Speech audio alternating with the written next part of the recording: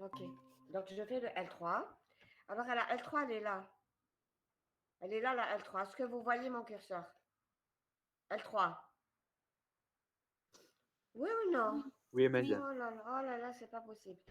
Donc, le L1, il démarre le bloc 1. Le L2, il démarre le bloc 2. Le L3, il est dans le bloc.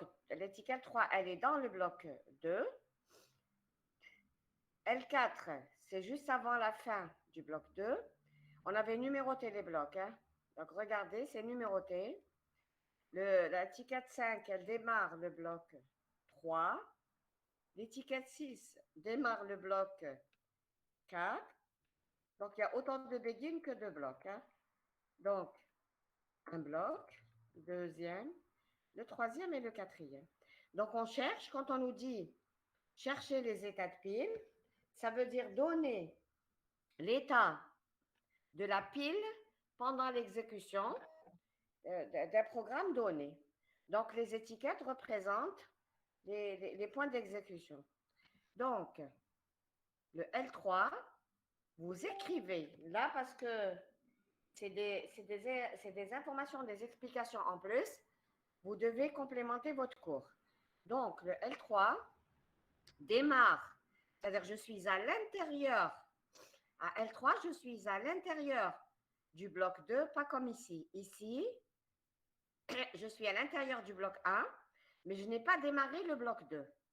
Alors qu'à L3, nous démarrons le bloc, nous sommes carrément à l'intérieur du bloc 3. Donc, vous avez une tête de pile à L3. Vous avez une tête de pile, c'est-à-dire au début, vous aviez une tête de pile de la procédure A. D'accord? A, pourquoi? On avait dit en cours que à tout mot-clé procédure, on associe une tête de pile avec les paramètres propres à la procédure, les paramètres implicites qui sont les paramètres de sauvegarde de contexte et les paramètres effectifs qui sont les paramètres d'appel de la procédure A. Ensuite, à L2, vous êtes dans le bloc 1. Donc, vous avez la tête de pile du bloc 1. Un petit peu, alors là, à L1, vous n'êtes pas encore entré dans le bloc 1. Donc vous avez que la procédure A. Dans L2, vous êtes rentré dans le bloc 2. Donc, vous avez en plus les variables SCP et vous avez le vecteur de renseignement, de B. B est un vecteur. C'est un vecteur à une seule dimension. Ça va de X jusqu'à Y. Donc, un vecteur de renseignement, c'est une TS. Qu'est-ce qu'elle contient? Qu'est-ce qu'elle contient, cette TS ou ce vecteur de renseignement? Il contient le nombre de dimensions du vecteur, la borne inférieure, la borne supérieure et la taille que doit occuper ce vecteur. Maintenant, l'allocation des éléments de ce vecteur, on le fait à partir de la tête de pile du pointeur qu'on a réservé pour le bloc. Ça, c'est AL2. AL3, j'ai exactement pareil, sauf que AL3, je suis rentrée, donc vous écrivez À L3, nous sommes rentrés dans le bloc 2. À L3, nous sommes rentrés dans le bloc 2. Donc, nous avons une tête de pile de ce bloc, de ce mot-clé bloc. Regardez, begin. Voilà. Donc, on a un mot-clé begin, on a une tête de bloc. Donc, on est rentré dans ce begin. Donc, on a une tête de pile bloc 3. Cette tête de pile bloc 3, puisqu'on est là, elle va pointer vers la même tête de pile que le bloc 2. Donc, elles vont pointer vers le dernier élément, le dernier élément de B. Dernier élément du vecteur B, c'est-à-dire là où on a alloué de l'espace. Maintenant, il y a en plus, vous avez les variables simples, de ce bloc 2 qui sont I et J. Donc, elles se trouvent dans la zone de données de cette procédure A. Ensuite, donc ça c'est L3. L4. Alors, si vous avez suivi, L4 c'est quoi? Qu'est-ce qu'on va écrire à L4? Qu'est-ce qu'on va écrire à L4? L4. Quels sont? Pardon? On va dire, oui. C'est la fin du bloc 2, on sort du bloc 2. Nous ne sommes pas encore à la fin. La fin, elle est là. Regardez. Est-ce que vous suivez mon curseur? La fin, c'est après le 1, Oui, pas avant le 1. Voilà, donc vous mettez à L4, vous écrivez à L4, nous sommes toujours dans le bloc 2, donc, avant la fin du bloc, 2, avant la fin du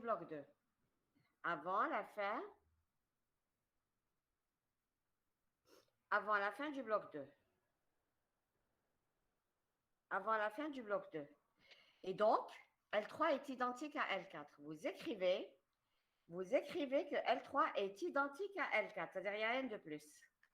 L3 identique à L4. L3 identique à L4. Voilà. Ça va? Vous avez écrit? C'est bon? Ça va? Répondez-moi, Oui, s'il vous plaît. OK. Oui. Oui, madame. Alors, à Madame, allez L5. accepter les invitations d'orgue. Ah oui, d'accord. OK. OK, oui, c'est pour ça qu'il ne faut pas faire de retard.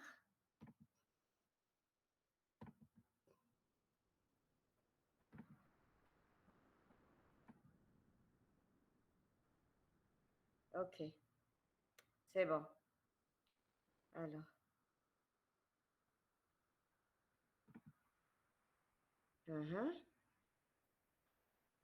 Alors. Il y a 27 étudiants. 27 étudiants sur 2 sections. Il faut noter tout ça, hein? D'accord? Il faut noter tout ça. 27 étudiants, j'ai pris les présents. Hein? Je suis en train d'écrire la liste de présence. Hein? Vous dites aux étudiants, les 2 délégués, Messeram et Merali. Merali? D'accord, madame. Merali? Merali? Oui, madame. Oui. D'accord. Donc, s'il vous plaît, vous dites aux étudiants que je compte l'assiduité. OK? 28 étudiants sur 2 sections, c'est très grave. Alors, donc là, je reviens sur le cours.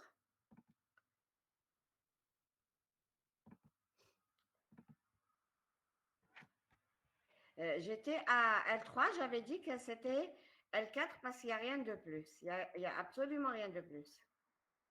Bon. Il y a encore des étudiants qui veulent rentrer. C'est pas bon de faire un retard. Un quart d'heure de retard.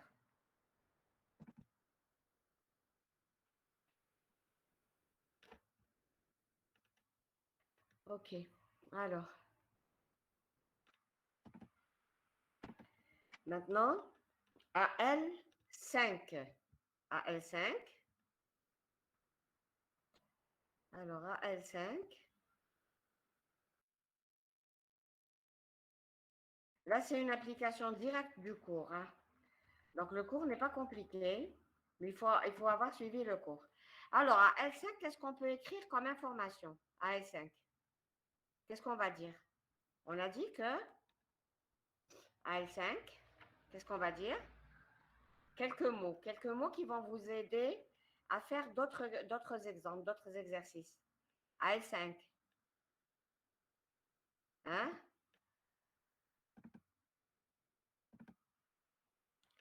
Qu'est-ce que vous allez dire?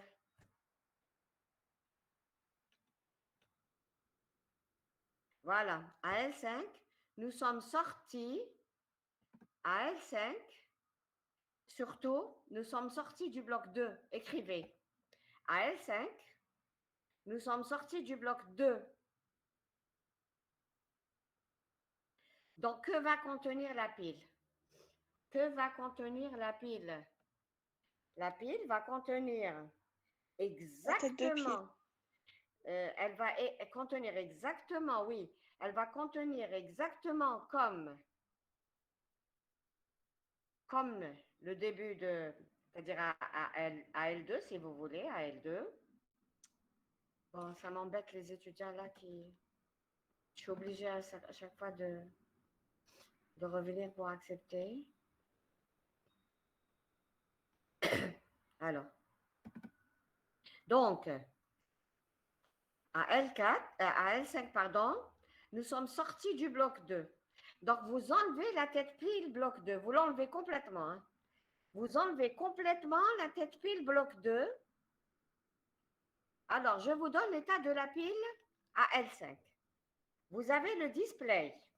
Display, ça veut dire l'adresse des zones de données, des procédures qui ont appelé la procédure A. Donc, programme principal, par exemple, et puis la procédure elle-même. Ensuite, vous avez tête pile de A, puisque vous êtes toujours dans la procédure A. Vous avez les paramètres implicites et les paramètres effectifs de la procédure A.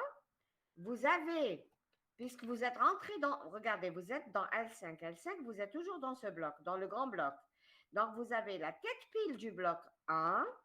Elle est là, c'est celle-là. Tête pile du bloc 1. Puisque ça, ces déclarations, elles sont dans le bloc 1. Donc, il y a toujours les variables SCP et le vecteur de renseignement de B avec l'allocation des éléments de B. Donc, vous avez au début, il n'y avait rien. Ensuite, vous avez alloué de l'espace. Donc, la tête de pile du bloc 1, elle va pointer après les éléments de B. Mais vous n'êtes pas ici, vous êtes là. Vous êtes à L5. À L5, vous n'avez plus, vous enlevez la tête de pile du bloc 2. Elle n'y est plus. La tête de pile du bloc 2 n'y est pas. Elle n'y est pas. Donc, vous êtes, donc, vous avez que les éléments de B. Voilà. Avec la tête pile de la procédure A et la tête de pile du bloc 1. C'est tout. C'est tout. Maintenant, à L6. Alors, à L6, qu'est-ce qu'on a de spécial à L6? Qu'est-ce qu'on a de spécial? Qu'est-ce qu'on a de spécial à L6? Hein? Oh là là. Qu'est-ce qu'on a de spécial à L6, s'il vous plaît? On est dans le bloc 3. Oui, on est dans le bloc 3. L6, oui. On a 4 blocs. Hein. Non, on a la procédure, on a bloc 1, on a bloc 2, on a bloc 3, et L6, on est à l'intérieur. Donc, vous écrivez, à L6, nous sommes à l'intérieur du bloc 3, pardon. Du bloc 3. Donc, vous avez le même état de pile qu'à L5. C'est exactement L5. Plus vous êtes rentré dans le bloc, vous avez la tête de pile du bloc 3. Alors, la tête de pile du bloc 3, il y a quelque chose de particulier à L6, c'est que vous avez aussi un vecteur. Il s'appelle C, à une seule dimension. Vous avez un vecteur à une seule dimension. Donc, bien sûr, un vecteur, c'est un tableau à une seule dimension. Donc, vous avez la tête de pile du bloc 3 et vous avez le vecteur de renseignement du tableau C. Alors, puisque vous allez allouer de l'espace, c'est pendant l'exécution, hein. Vous allez allouer de l'espace au tableau C. Donc, la tête de pile de ce bloc, au début, elle pointait comme la tête de pile du bloc 1, mais après l'allocation des éléments de C, donc la tête de pile du bloc 2, du bloc 3, va pointer après l'allocation des éléments du bloc C. Donc voilà ce que c'est L6. Ça va, vous avez compris? C'est bon? Il n'y a pas de questions?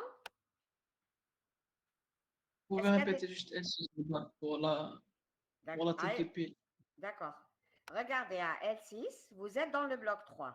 Donc, dans le bloc 3, vous allez avoir une tête de pile bloc 3. Cette tête de pile bloc 3, au début, juste avant d'allouer de l'espace à C, elle pointait comme tête pile bloc 1. C'est-à-dire après les éléments de B. Mais il y a un vecteur, il y a un tableau qui est déclaré, dans le bloc 3. Donc, ce tableau, on va lui allouer de l'espace. Donc, il a un vecteur de renseignement. Donc, vous rajoutez dans l'espace statique le vecteur de renseignement de C, et puis vous rajoutez une tête de pile, bien sûr, qui va pointer après allocation. C'est-à-dire que c'est avant allocation, elle pointe vers l'allocation des éléments de B, après. Mais, quand vous allouez de l'espace pour C, donc cette tête de pile de ce bloc, elle pointera après les éléments alloués à C. Donc, c'est ça, à L6. Est-ce que c'est bon? Est-ce que c'est bon? Oui, merci. Très bien. OK. OK. Alors, maintenant, je reviens à l'exemple. À L7. Qu'est-ce qu'on a à L7? L7. À L7. L7.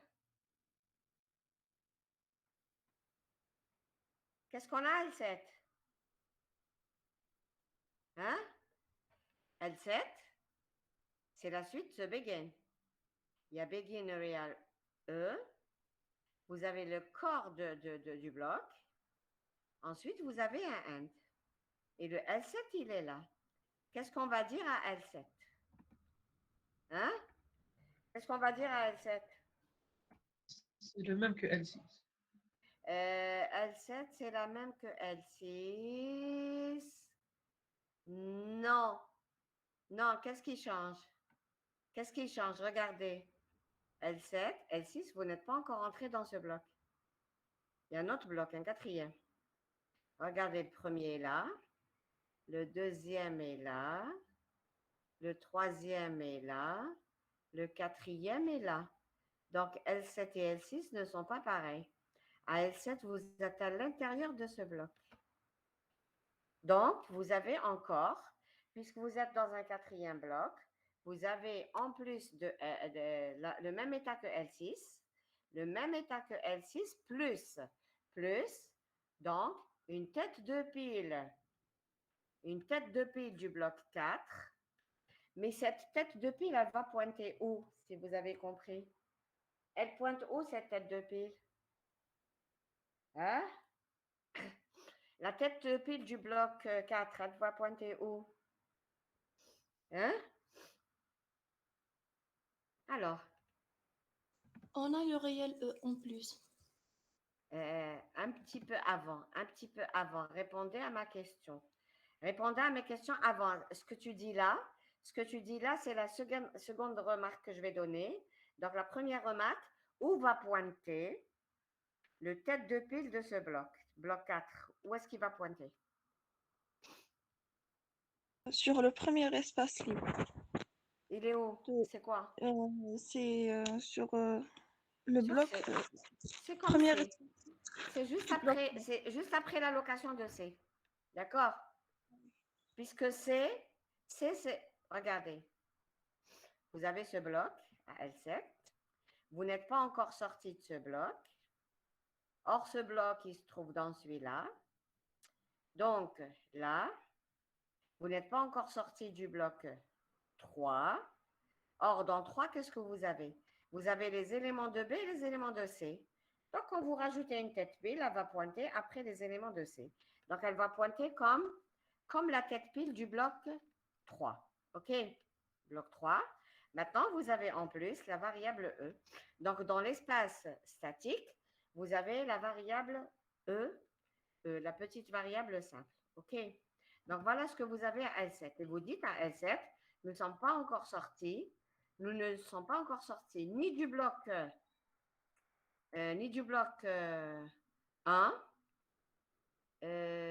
ni du 3, le 2 si. Hein. Donc, ni du 1, ni du 3. Par contre, nous sommes dans le bloc 4. Et nous ne sommes pas sortis aussi du... Donc, nous sommes dans le bloc 1. Et dans le bloc 3 et dans le bloc 4. Voilà. Est-ce que vous avez compris l'exemple? Donc ça, on a donné, ce qu'on vient de traiter, c'est qu'on a donné un état d'exécution d'un programme dans le cas d'une allocation dynamique. Alors, ce qu'il faut retenir, c'est que quand une procédure A appelle une procédure B et qu'on vous demande l'état de l'exécution, par exemple, donner l'état d'exécution dans la procédure B, tout en sachant, donc ce qu'on vient de dire, c'est que c'est A qui a appelé B. Donc, dans la zone de données de B, vous avez l'adresse de la zone de données de A. Vous n'avez pas tout le programme de A. Vous avez juste l'adresse de la zone de données de A, c'est-à-dire vous accédez aux données de A. D'accord? Mais vous êtes à l'instant T, vous êtes en train de visualiser uniquement la procédure B. C'est A qui a appelé B, donc c'est B qui est en cours d'exécution. La différence avec le cas statique, c'est que pendant l'exécution et même à la fin de l'exécution, vous sortez de l'exécution, vous avez tous les programmes qui sont en mémoire. Alors que dans le cas dynamique, vous sortez de la procédure A qui est appelée B, vous sortez de la procédure B, vous n'avez plus accès à la zone de données de B. D'accord? Vous n'avez plus accès. Vous êtes dans A, vous n'avez pas accès à B. Voilà. Est-ce que ça va pour cette remarque? C'est bon? Ça va? Est-ce que ça va? Oui, madame. Oui, madame. D'accord. Alors, en fait, pour cet exemple, je vais vous envoyer le corrigé. D'accord? Donc, je vais vous complémenter le cours. Tout ce qu'on a dit,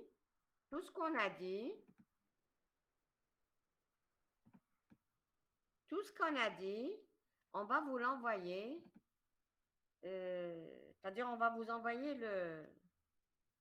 le bout de cours qui manque. OK? C'est-à-dire le corrigé de l'exemple. Voilà. Alors, maintenant, on continue le cours. Alors, là, on avait dit ce que c'était. Regardez. On a dit ce que c'était.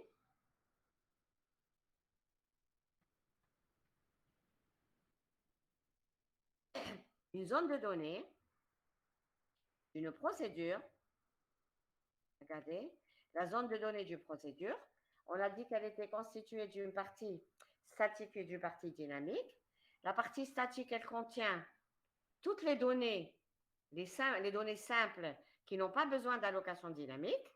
Et la partie dynamique, elle contient toutes les allocations, par exemple des vecteurs de tous les enregistrements, etc., de fichiers dynamiques. Maintenant, c'est quoi le corps d'une... Et je vous ai dit qu'un bloc, il se comportait... Alors, un bloc, donc ça, regardez, format d'une zone de données du procédure. Donc, zone statique, deux parties, zone statique et zone dynamique.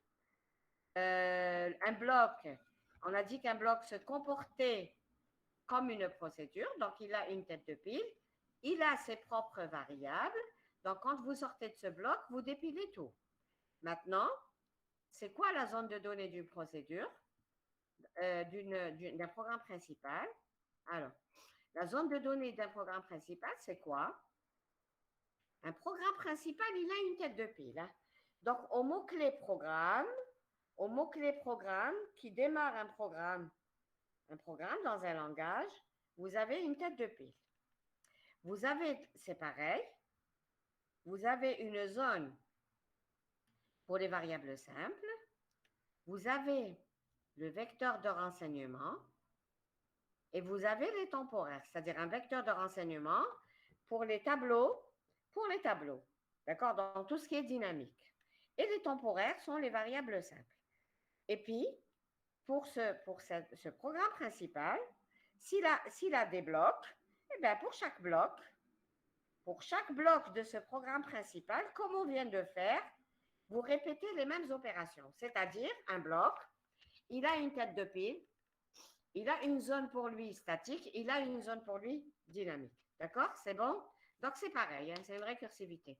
Est-ce que vous avez suivi jusque-là? Ce n'est pas compliqué. Est-ce que vous avez suivi? Est-ce que vous avez des questions?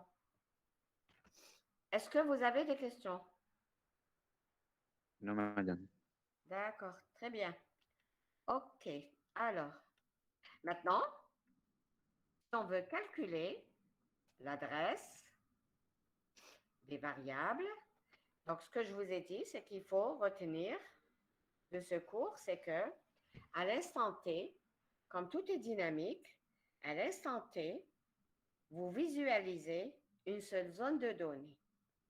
Vous avez besoin d'une zone de données, d'une adresse, d'une variable qui appartient à une procédure qui est en cours d'exécution.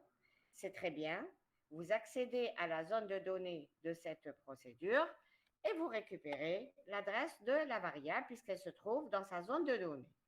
Maintenant, ce qui est différent, c'est que si vous n'êtes pas sur une procédure qui est en cours d'exécution et que vous êtes sorti complètement de la procédure, vous ne pouvez pas calculer l'adresse de variable. C'est dynamique. Vous sortez d'un petit programme, le programme a disparu. D'accord? Ce n'est pas comme en statique. En statique, il y est encore en mémoire. En dynamique, vous allouez encore.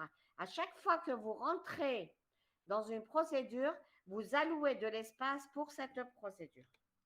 Alors, maintenant, pour calculer donc les adresses des variables, je vous ai dit la dernière fois, au début du cours, qu'on avait un registre qu'on appelait Active Area, c'est-à-dire la zone de données active. Donc, il y a une adresse, il y a un pointeur vers le début de la zone de données active. Donc, une procédure A a appelé la procédure B. La procédure B, par exemple, a appelé la procédure C. Je suis en train d'exécuter la procédure C. Donc, qu'est-ce que j'ai dans la zone de données de C?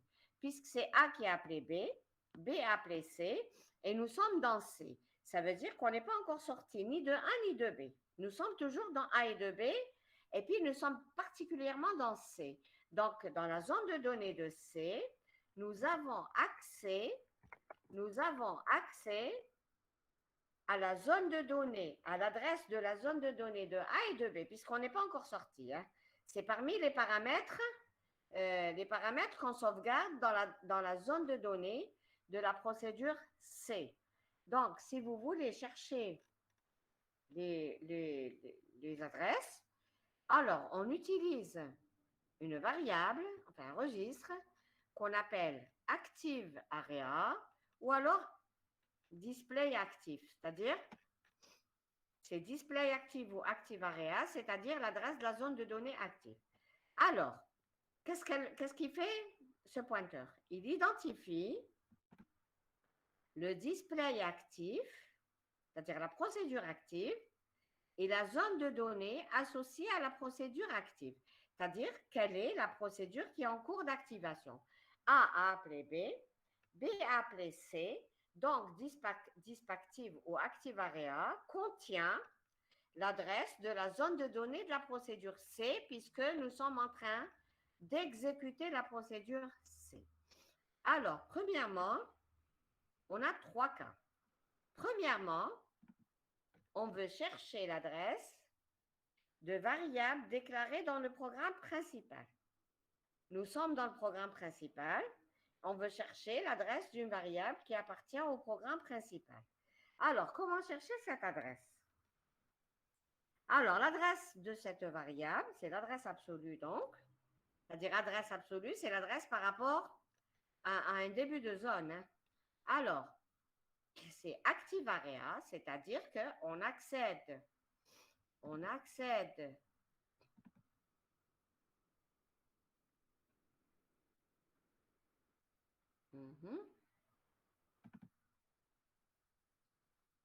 On accède. Alors.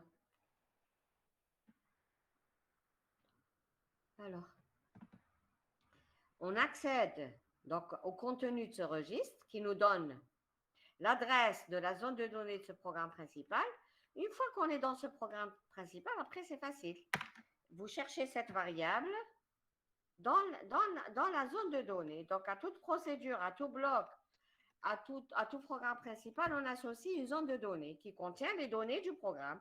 Donc on cherche cette variable dans sa zone de données. Donc, c'est par rapport au début de la zone de données. Le deuxième cas, c'est les variables déclarées dans une procédure. Cette fois-ci, la variable n'appartient pas à un programme principal et elle appartient à une procédure. C'est pareil. C'est pareil. L'adresse, comment chercher l'adresse de la variable? C'est le contenu de... Et c'est cette procédure qui est en cours d'exécution. Hein? Donc, on accède au contenu du registre, plus, puisque la procédure active, c'est la procédure en cours d'exécution, c'est la procédure A par exemple. Donc, j'accède à la zone de données de A et je cherche la variable dans cette zone de données.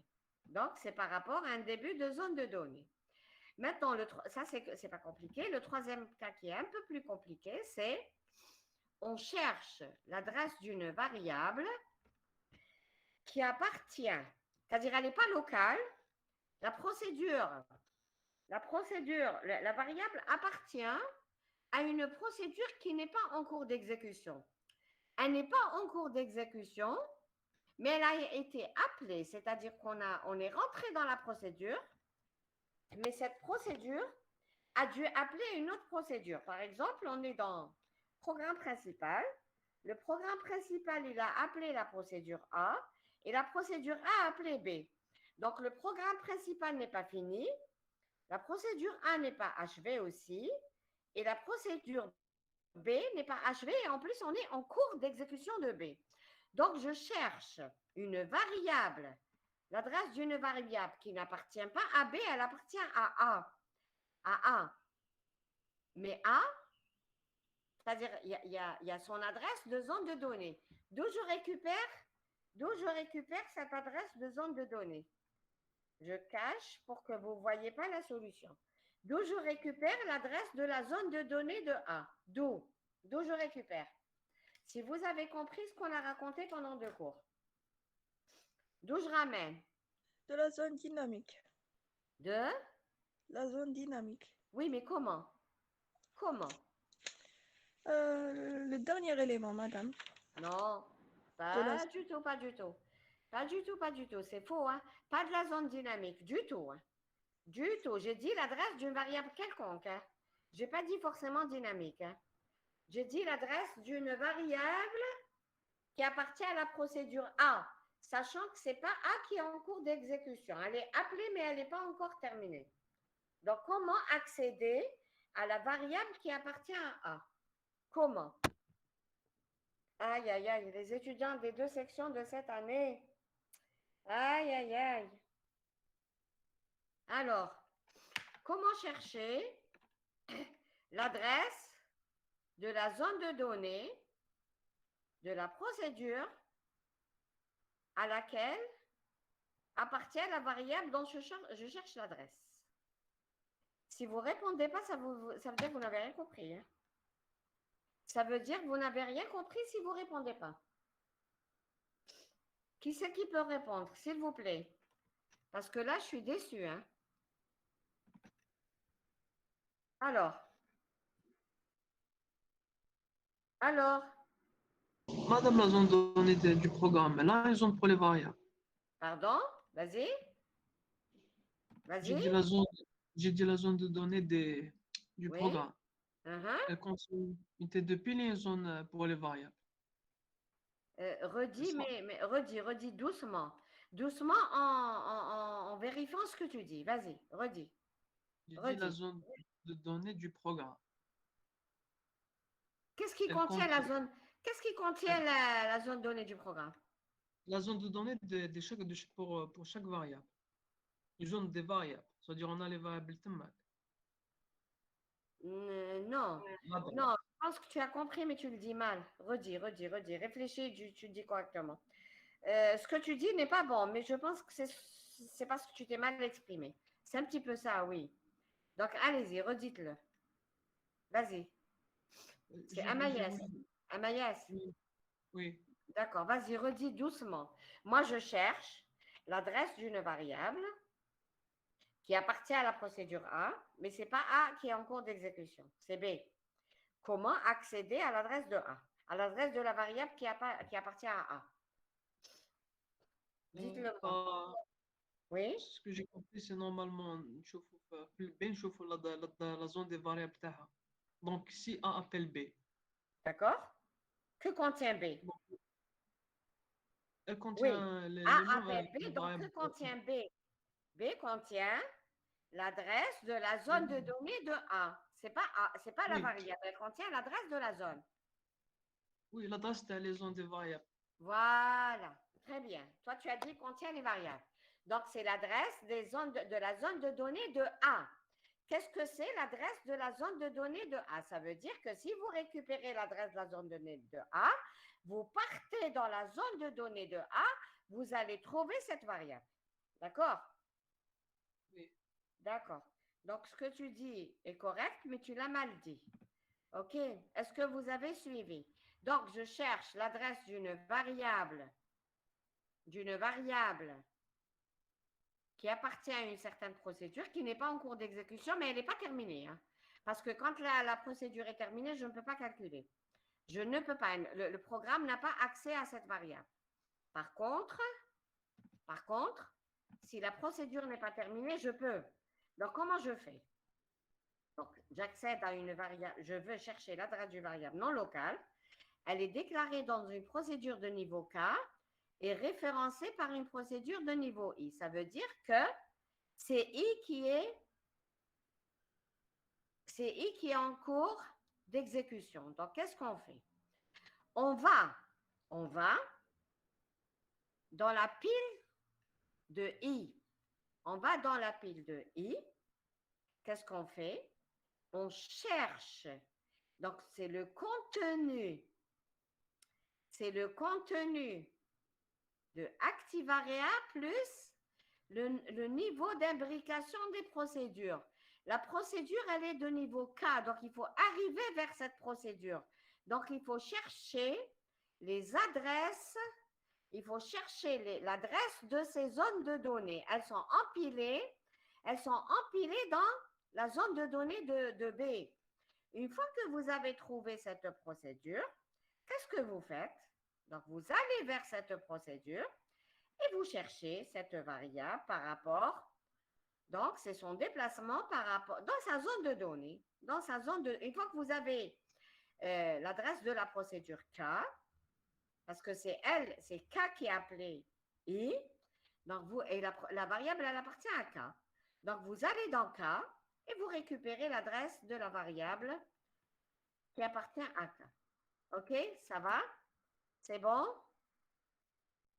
C'est bon? Est-ce que ça va? Oui, madame. D'accord. OK. Maintenant, comment vous traitez les procédures?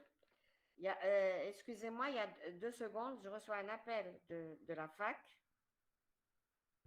Allô? Allô? Oui, ça va? Oui? Oui, ça va, je suis en cours. Hein. Oui? Non, je suis en cours, D'accord? Oui, en ligne, oui. OK.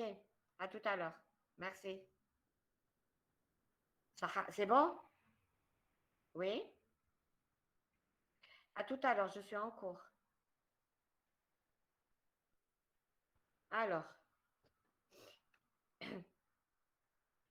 donc je suis au traitement de la procédure, des procédures.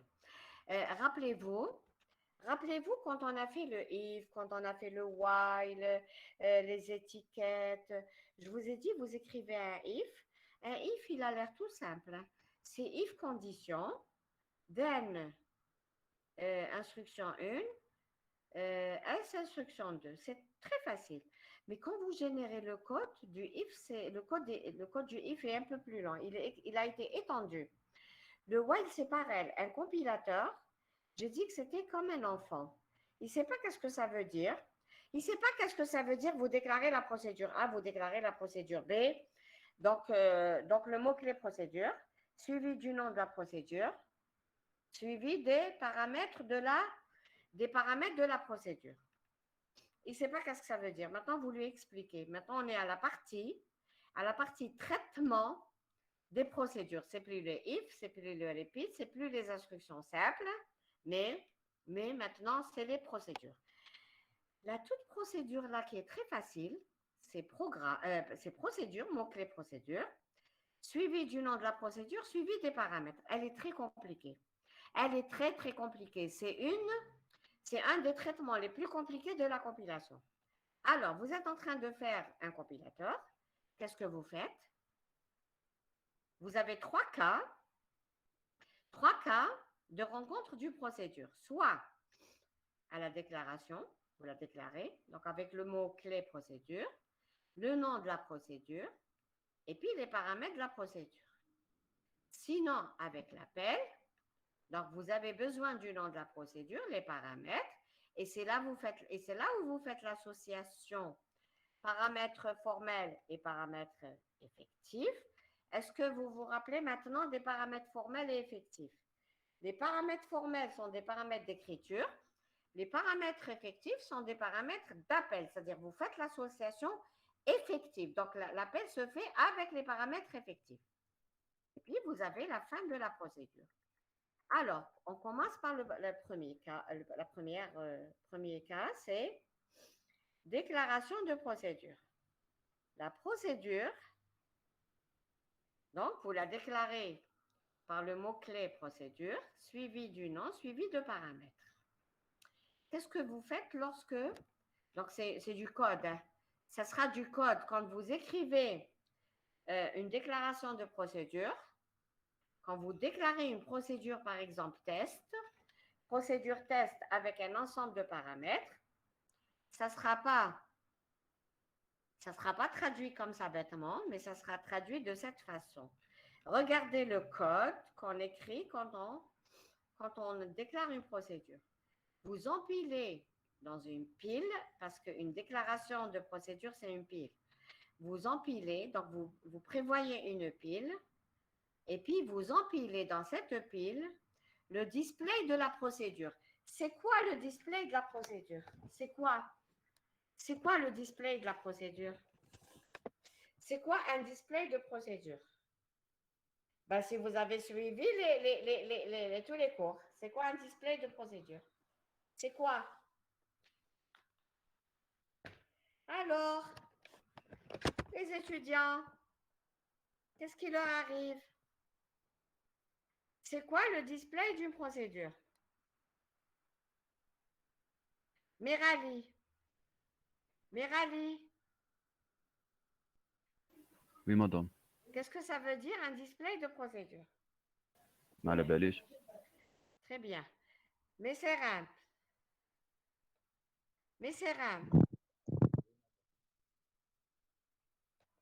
C'est quoi un display de procédure?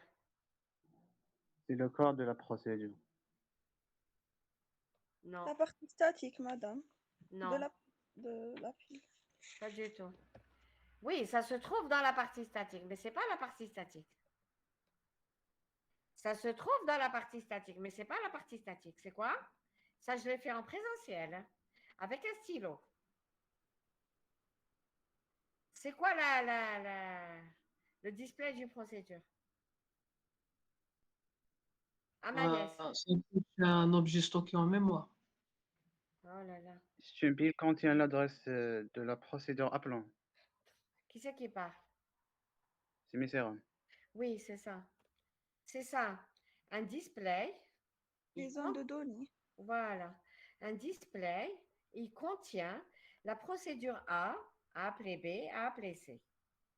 Si vous êtes dans C, C contient les adresses des zones de données de A, l'adresse de zone de données de B et son adresse de zone donnée à elle-même. C'est ce qu'on appelle le display. C'est comme ça qu'on accède aux données de A et B, sinon on n'a aucun moyen d'accéder. C'est pas comme en statique. En allocation en langage statique, tout est en mémoire. Tout est en mémoire, donc tout est visualisé. Alors que là, vous avez des adresses de zone de données et c'est dans le display. Est-ce que c'est bon? Ça, c'est le premier cours. Hein? C'est bon? Oui, madame. S'il vous plaît, faites un effort, hein, parce que ça ne va pas. Hein. Ça ne va pas. Hein. Elle est IV, hein, s'il vous plaît. Alors, donc vous empilez le display de la procédure, c'est-à-dire quelles sont les procédures dans lesquelles sont déclarées la procédure C. Vous empilez toujours le tête de pile. À chaque mot-clé procédure, on a dit qu'à chaque mot-clé procédure, il correspondait une tête de pile. Donc, dans cette pile de données, en plus que en fait, on est en train de programmer ça. Regardez, c'est ça. C'est ça, parce que qui c'est qui va construire ces piles? Qui c'est qui va construire ces piles? C'est le compilateur qu'on est en train de construire. Hein. Regardez. Display, tête pile, paramètres implicites, paramètres effectifs. Donc là, c'est de la programmation. Mais nous, on ne l'écrit pas sous forme de programme. Hein. On l'écrit sous forme de phrases, de mots. Alors, donc là, qu'est-ce que vous faites? Vous êtes devant une procédure, une déclaration de procédure. Vous empilez le display de la procédure, c'est-à-dire toutes les adresses des zones de données des procédures dans lesquelles sont déclarées la procédure C. Vous empilez dans cette pile vous empilez dans cette pile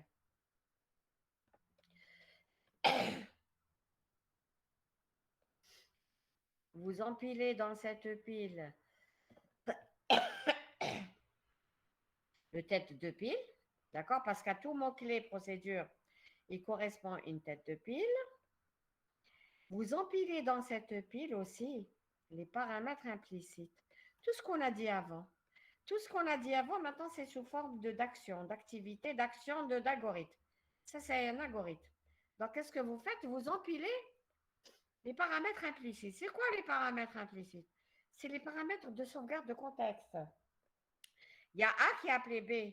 B, elle a appelé C.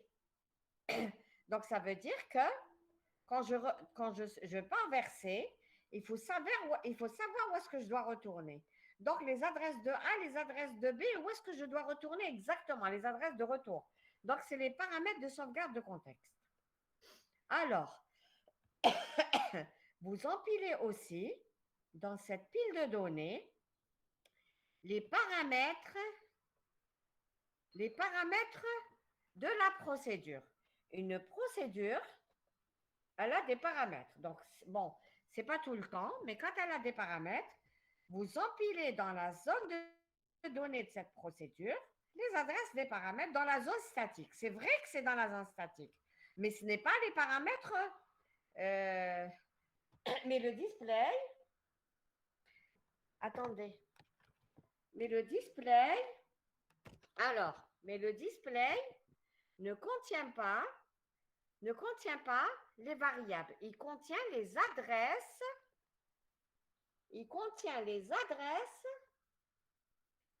Des variables.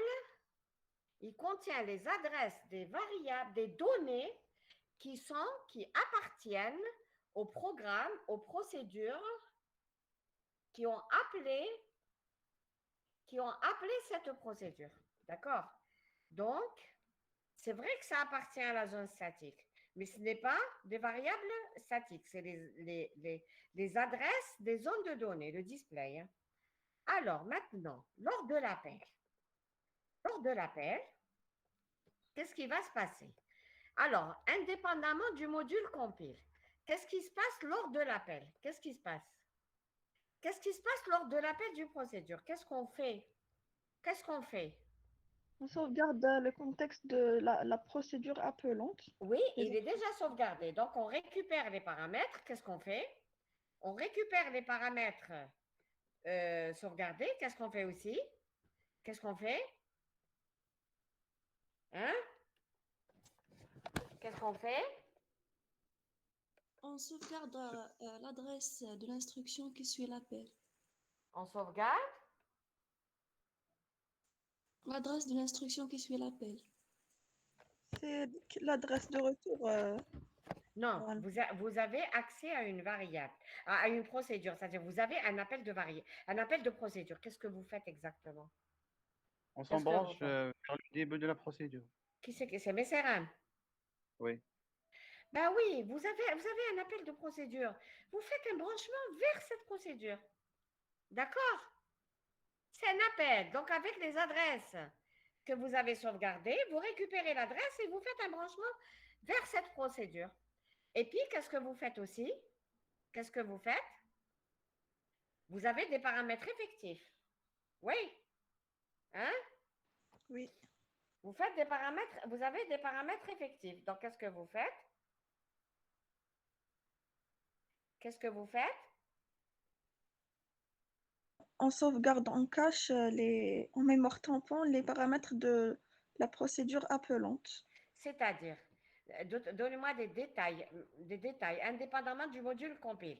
Vous avez des paramètres formels et vous avez des paramètres effectifs. Vous avez déclaré la procédure avec des paramètres formels et vous appelez avec les paramètres effectifs. Qu'est-ce que vous faites sur le plan programmation? Qu'est-ce que vous faites exactement?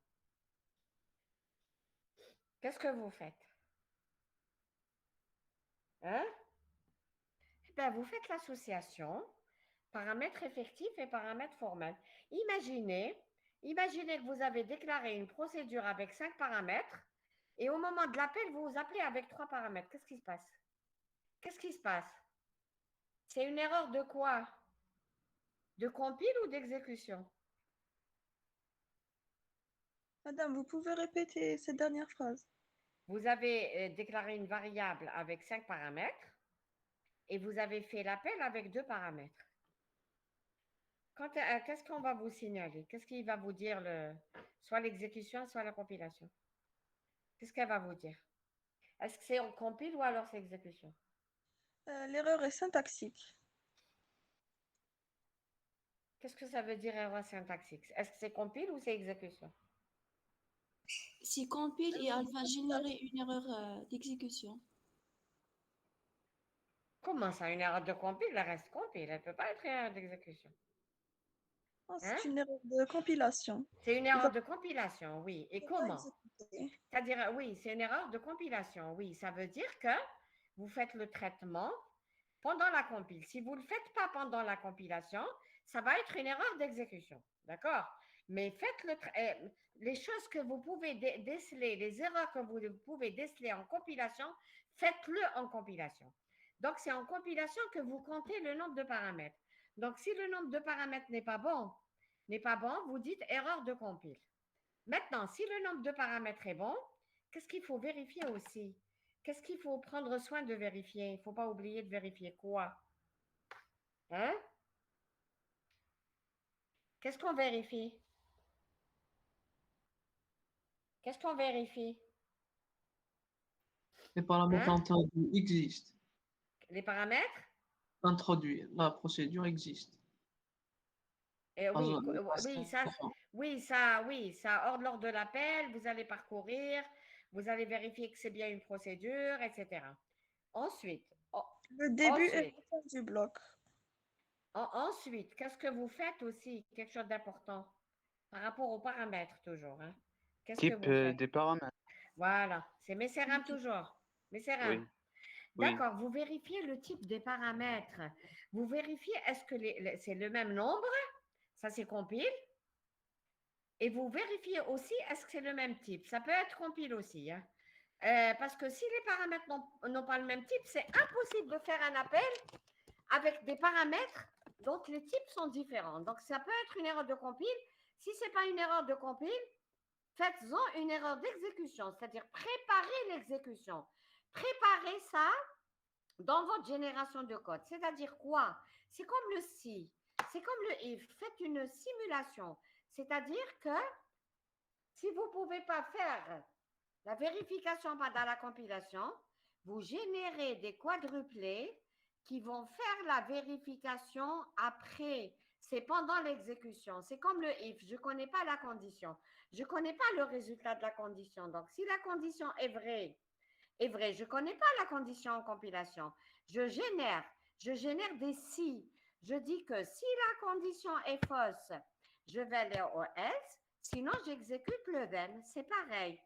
C'est pareil. Soit vous connaissez très bien les paramètres, le langage il est purement statique, c'est très bien. Mais si le langage est dynamique, vous avez des tableaux dont vous ne connaissez pas les paramètres. Donc, préparez une génération de code. Donc, vous voyez comment c'est compliqué le traitement d'une procédure. Maintenant, comme on a sauvegardé l'adresse de retour, donc il n'y a pas de problème, c'est un des paramètres à sauvegarder dans la zone de données, c'est un paramètre implicite. Qu'est-ce que vous... Excusez-moi, je suis grippée. Alors, qu'est-ce que vous faites? Vous générez un branchement, un BR, un jump. Vous générez un jump vers... Vous générez un jump vers le début de la procédure. C'est bon? C'est bon? C'est bon? Oui, madame. Oui, madame. Oui, madame. Voilà. Ça, c'est le traitement de l'appel de la procédure. Maintenant, le retour. Qu'est-ce que vous faites au retour d'une procédure? Vous êtes arrivé au end de la procédure. Qu'est-ce que vous faites? Vous êtes arrivé au end de la procédure. Qu'est-ce que vous faites? On se branche à la fin, enfin, à la dernière, l'instruction après l'appel dans la procédure appelante. Voilà, c'est bon, Amrouche. Donc, vous branchez juste après l'adresse de l'instruction qui a là où vous vous êtes déconnecté pour faire l'appel. Comment on récupère cette adresse? Comment on la récupère? On l'a enregistré dans la pile, dans les paramètres implicites. Parfait, parfait. Très bien. C'est Amrouche. Oui. Très bien. OK, parfait, c'est bon. Est-ce que tous les étudiants ont compris? Est-ce que le reste des étudiants, les 34 étudiants qui restent, ont compris? Est-ce que ça va? Oui. Oui, madame. D'accord, très bien. OK. Je fais difficilement le cours, je suis grippée. Alors, retour. Donc, retour. Donc, c'est ce qu'elle vient de dire votre camarade Amrouche. Vous récupérez l'adresse de la zone de données de la procédure appelante. D'accord? Parce qu'il faut savoir où est-ce qu'on va retourner et l'adresse de retour. C'est-à-dire les paramètres implicites. Vous rebasculez, c'est-à-dire vous avez sauvegardé un contexte, maintenant vous faites une permutation de contexte. D'accord? C'est ce que vous appelez en système permutation de contexte, non? Oui ou non? Oui, madame. Voilà. Maintenant, et puis vous libérez la zone de données de la procédure. Pourquoi? Rappelez-vous ce qu'on a dit. On a dit dans le cas allocation statique. Hein. Dans le cas de l'allocation statique, en exécution, tout est présent en mémoire. Tout est présent en mémoire. Vous avez besoin de retourner vers un programme. Vous pouvez retourner à l'aise pendant l'exécution. Même quand vous sortez de l'exécution, les programmes, ils sont encore en mémoire. En allocation dynamique, ce n'est pas le cas. Ce n'est pas le cas. Vous sortez d'une procédure, vous libérez la zone de données de la procédure. D'accord? si vous devez re-rentrer dans cette procédure, vous empilez encore l'adresse de la zone de données. Vous avez A qui est appelé B, qui est appelé C. A appelé B, a appelé C. Donc, vous êtes dans C. Donc, la zone de données de C, qu'est-ce que ça contient? Ça contient le display de C. Qu'est-ce que c'est le display de C? C'est l'adresse de zone de données de A, enfin du programme principal, de A, de B et de C. Mais quand vous sortirez de C, l'adresse de la zone de données de C n'existera plus.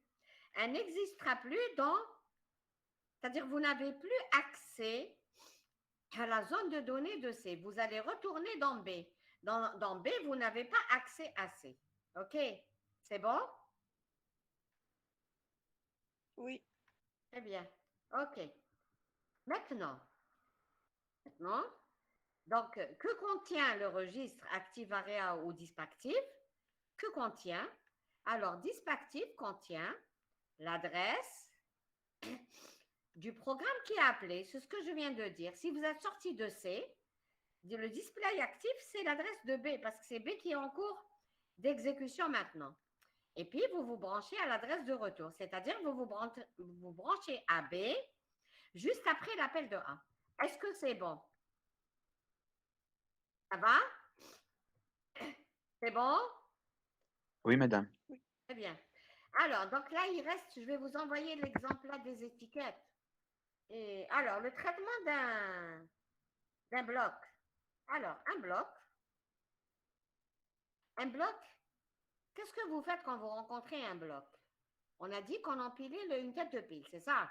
On empilait la tête de pile et on empilait toutes les variables qui appartiennent au bloc, que ce soit les variables locales, les variables simples, locales, dans la partie statique, et tout ce qui est dynamique, c'est à partir du pointeur, c'est à partir du tête de pile. Donc, ça, c'est à la rencontre du begin. Mais quand vous rencontrez le end, pas avant le end, hein, pas avant le end, après le end. Après le end, comme tout à l'heure, après à l'étiquette L7, par exemple. Hein, par exemple. Qu'est-ce que vous faites? Vous libérez l'espace occupé par ce bloc. On ne parle plus de ce bloc tout à l'heure. Tout à l'heure, on a libéré, regardez, on a libéré le bloc 1, ici, le bloc 2, ici. On a libéré le bloc 2 quand on est là. On ne parle plus du bloc 2. D'accord? On ne parle plus de I, de J, ni du bloc. Voilà. Alors, maintenant,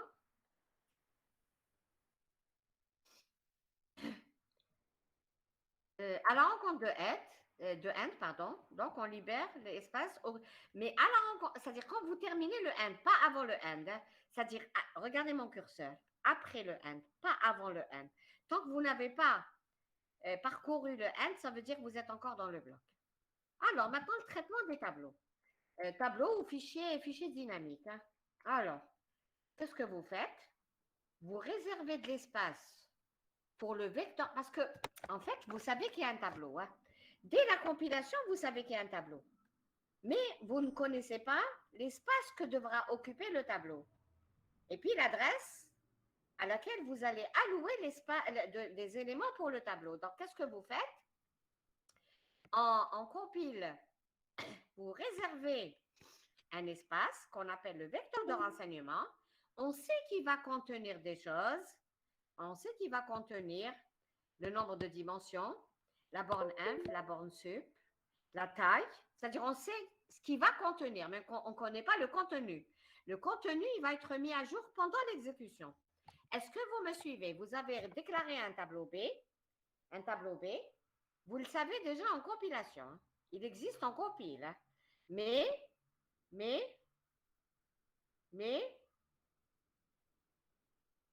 ce qu'on ne sait pas, c'est que combien d'éléments a ce tableau, la taille donc du tableau, et puis où est-ce qu'on va réserver de la place. Ça, on ne le sait pas. Donc, qu'est-ce qu'on fait? On réserve la place et pendant l'exécution, on met à jour. Donc, qu'est-ce qu'on fait pour ce tableau? On alloue dans la zone de données. Donc, vous réservez de l'espace dans la zone statique, vous réservez de l'espace pour le vecteur de renseignement. Et puis, pendant l'exécution, qu'est-ce que vous faites? Vous allouez de l'espace. Vous allouez de l'espace pour ce tableau à partir du sommet de pile, comme on a fait tout à l'heure. Comme on a fait tout à l'heure pour B et C. Vous êtes d'accord? Vous êtes d'accord? Oui. Voilà. Oui, Pour madame. B et C. Voilà, c'est à partir de la tête de pile. Alors, maintenant, donc c'est le tête de pile au début, pendant l'exécution, pendant la compile. Pendant la compile, c'est juste un registre qui contient quelque chose de statique. Maintenant, quand vous allez allouer de l'espace, donc au début de l'exécution, il contient quelque chose, mais quand vous allouez de l'espace, ce registre, le contenu de ce registre va changer. Il va contenir là où vous avez alloué de l'espace, donc après l'allocation de l'espace. Alors, c'est ça qui nous permet de libérer. Donc, quand on doit libérer, on sait où est-ce qu'on doit libérer. C'est ce tête de pile qui nous dit où est-ce qu'il faut retourner, parce qu'en fait, il s'est incrémenté. Donc au début, il avait une valeur. On a alloué de l'espace, il a changé de valeur. Maintenant, on désalloue.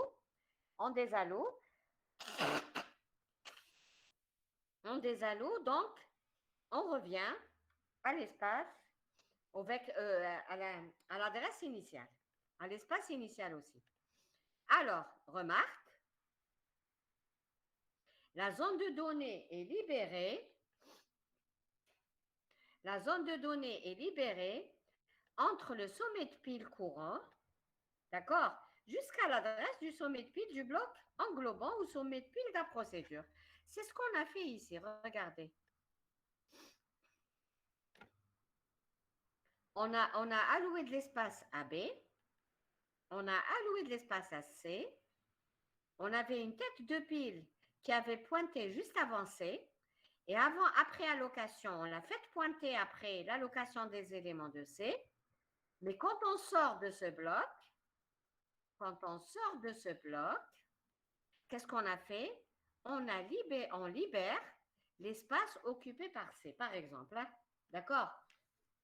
On libère l'espace occupé par C dès que vous sortez de ce bloc. Si vous ne sortez pas du bloc, l'espace est toujours réservé. Est-ce que c'est bon? Est-ce que c'est bon, s'il vous plaît? Oui, Oui, madame. madame. D'accord. Alors, la récursivité. Alors, c'est tous les langages, il n'y a pas que Algol. Hein.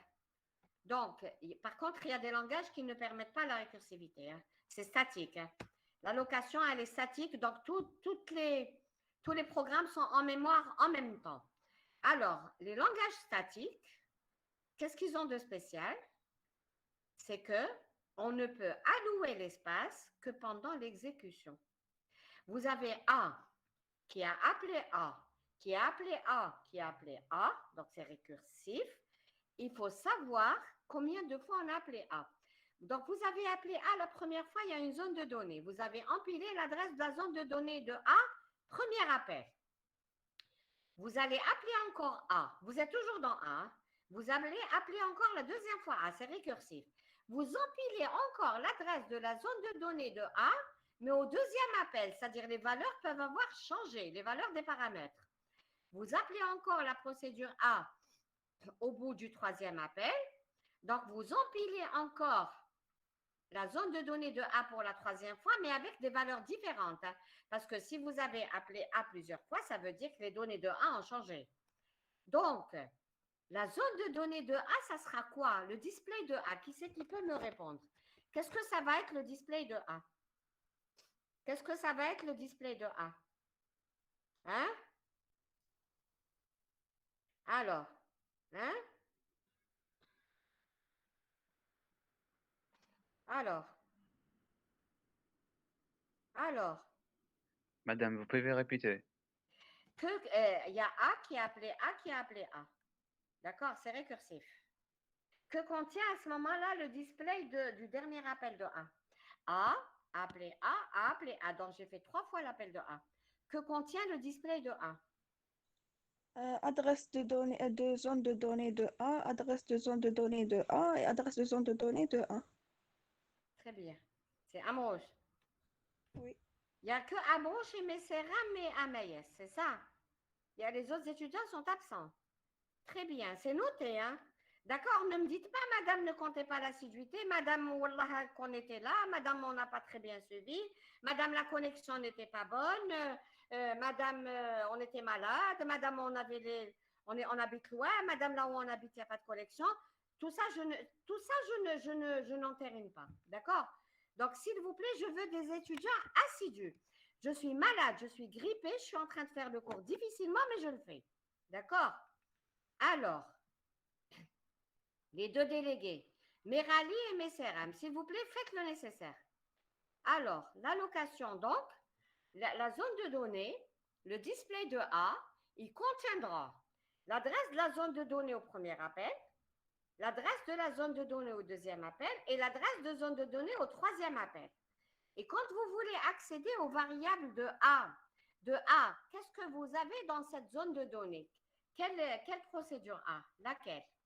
Si vous voulez accéder aux variables de A, troisième appel, qu'est-ce qu'on a en fait? Qu'est-ce qu'on a? Comment récupérer? Qu'est-ce qu'on a exactement dans le display de A, troisième appel? On a les valeurs de la procédure A. La dernière adresse de récurrence. Pardon? Oui, allez-y. La dernière adresse de récurrence. C'est La ça. dernière parce adresse que- du bloc. C'est ça, parce que c'est A qui est appelé A qui est appelé A. Vous avez accès aux zones de données des premiers A, mais la procédure active, c'est le troisième appel de A. D'accord? C'est le troisième. Alors, donc, à chaque appel du procédure, une zone de données est allouée. À la fin de la procédure, cette zone est libérée. Donc, quand est-ce que vous libérez l'espace? Quand est-ce que vous libérez l'espace? C'est quand vous sortez de l'appel. Quand vous sortez du premier appel, vous libérez. Vous sortez du deuxième appel, vous libérez. Vous sortez du troisième appel, vous On peut libérez. plus faire d'occurrence. Pardon? Pardon? Oui? Qu'est-ce que vous avez dit? Quand on ne peut plus faire la récurrence. C'est ça. La fonction Exactement. infinie. Quand vous sortez de la récurrence. Voilà. Très bien. Maintenant, pour ça, vous avez un exemple direct en TD. Hein. Quand est-ce que vous avez TD? Quand est-ce? Quand est-ce que vous avez TD? Le lundi. D'accord. Donc, lundi, vous allez faire l'application directe. OK? Application directe. Maintenant, il nous reste, donc j'ai terminé le cours sur l'organisation des données, l'allocation statique et dynamique. Qu'est-ce qu'il faudra retenir? Alors, l'allocation statique, dans l'allocation statique, tous les espaces mémoire, les adresses des débuts des zones de données sont connus à la compilation. Les programmes, ils sont pendant la compilation et ils y sont encore pendant l'exécution. Quand vous sortez de l'exécution, vous ne libérez pas les espaces.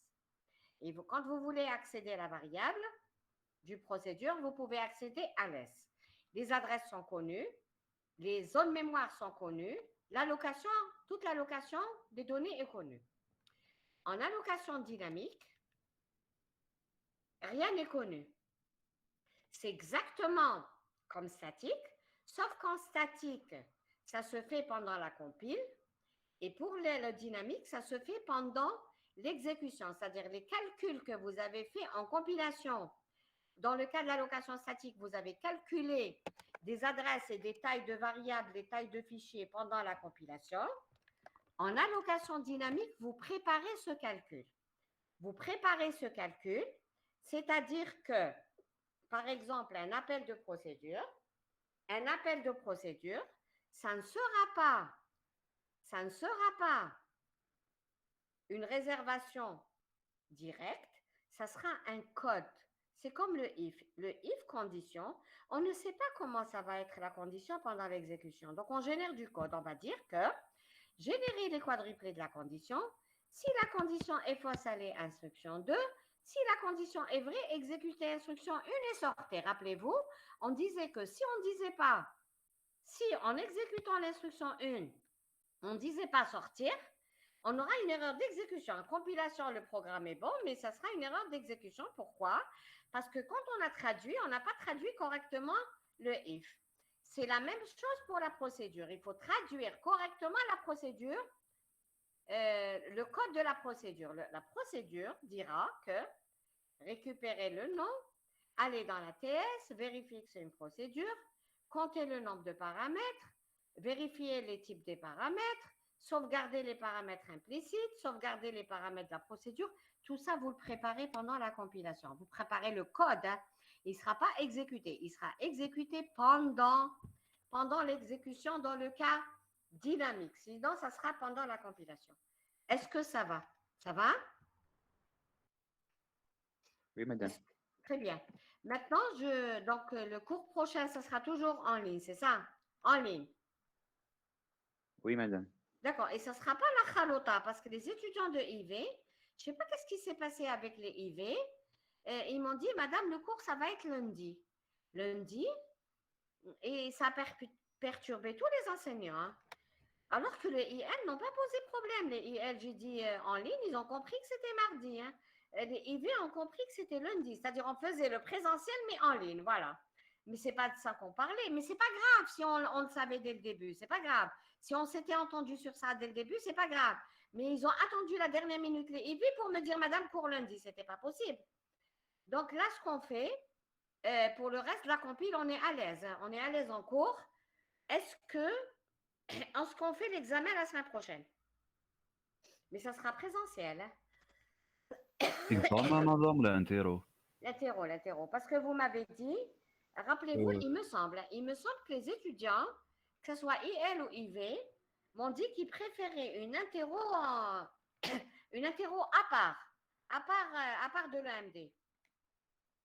Madame, Oui. أنا درت فوت وخرجت ريزلتا إكزوم ليكزامان. Ça, c'est qui? C'est les IV. IV, oui. D'accord. Et les IL, mes sérins.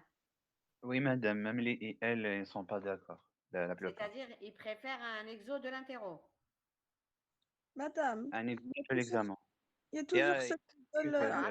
Attends, on laisse d'abord mes sérins terminer, ensuite on passe à Mroche. Oui, mes sérins. Oui? Il y a ceux qui veulent faire un test, et il y a ceux qui veulent genre juste un exo de l'examen. Ça, c'est les IL. Oui, IL. Oui, mais moi, je ne vais pas vous donner le choix. Non. Non, c'est pas comme ça que je vais travailler. Vous me donnez une réponse. Soit je fais le test, soit un exo de l'examen va rentrer comme test. Non, je ne fais pas les deux. Hein. Oui, mais la majorité sont pour un exo de l'examen. Khlas. Donc, mes sérins, vous dites qu'un exo de l'examen sera... Maintenant, si vous changez d'avis, vous me le dites. D'accord? Mais c'est pour toute la section. Vous êtes d'accord? C'est-à-dire, vous avez compris ce que je veux dire. Mais allez, vous pouvez changer d'avis, mais je vous laisse quelques jours, vous me tenez au courant. OK? Il n'y a pas de problème, mais on fera en présentiel. Hein? Oui, madame. OK, très bien. Maintenant... C'est pour la semaine prochaine, c'est on change d'avis. Non, le test, ça va être... Il nous reste combien? Non, si on laisse après la Ramadan, après l'Eid, ça va être juste. Hein? Parce que vous ne vouliez pas faire... Non, vous ne vouliez pas faire aussi de tests juste avant les EMD. C'est ce que vous aviez dit aussi. C'est ça? Oui. Oui. Donc, ça va être pendant ces 2 semaines. Donc, c'est soit cette semaine, la semaine qui arrive, soit l'autre. C'est pas l'Eid. La semaine... Attendez. La semaine qui a démarré, on était le 10. C'est pas la semaine du 17, mais ça... Ah oui, ça sera la semaine... Oui, ça sera juste. Hein. Ce sera la semaine du 24. D'accord? C'est soit le 17, soit le 24. C'est bon, mes sérins, vous avez saisi? Oui, madame, merci. D'accord. Puisque on a dit que pas d'examen à l'approche des EMD. OK? Oui, madame. Voilà. Maintenant, qu'est-ce que je voulais dire aussi? Par contre, en TP, il y aura un test écrit en TP. Hein. Il y aura un test, une évaluation écrite en TP. Hein. D'accord? Je ne sais pas encore la durée, on ne l'a pas encore décidé, mais il y aura un test. Hein. Il y aura un test d'ETP, écrit hein, en plus. Alors, ils ont dû vous expliquer, les enseignants d'ETP, comment ça va se faire. Oui, Hein? madame, oui. Voilà, Oui. très bien. C'est bon, j'ai terminé avec mes CRM. Est-ce que Merali a quelque chose à rajouter? Merali? Non, madame. D'accord, très bien. Il n'y a rien à rajouter. Maintenant, Amrouche. Amrouche. Ah, madame, c'est bon, c'est réglé. Très bien. Et les autres étudiants, s'il vous plaît, les étudiants, est-ce que vous avez quelque chose à dire? Il n'y a pas de problème. Hein? Est-ce que vous suivez les cours? Est-ce que c'est bon? Est-ce que c'est bon? Les étudiants, Oui, madame. très bien. IVIL pour les présents, hein, parce qu'il n'y a pas beaucoup de monde. Hein. Très bien, voilà, OK. Maintenant, qu'est-ce que je voulais dire aussi? Ben, si vous avez des questions, faites-moi un mail. Si vous voulez que je reprenne une partie de cours ou quelque chose comme ça que vous n'avez pas compris, vous me faites un mail et je reprendrai avec vous en direct, OK? C'est-à-dire en ligne, OK? C'est-à-dire vous me faites un mail, mais je programmerai un petit créneau pour répondre à vos questions en ligne. C'est bon? D'accord, madame, merci. Très bien. Il y avait une dernière chose que je voulais dire. Bon, c'est pas grave, on verra. Donc voilà, je vous libère. Vous avez cours après? Non, madame, elle n'a pas un cours. D'accord. Est-ce que c'est bon? Est-ce que vous n'avez pas d'autres problèmes? Il n'y a pas de problème? Il n'y a pas du tout de problème? Pas Hein? de problème. D'accord. OK. Très bien. Parfait. Allez, au revoir. Travaillez bien. Merci, madame. Merci, madame. Bonne journée. Ressaisissez-vous. Je suis déçue. Hein? Allez, au revoir. Merci. Bonne journée.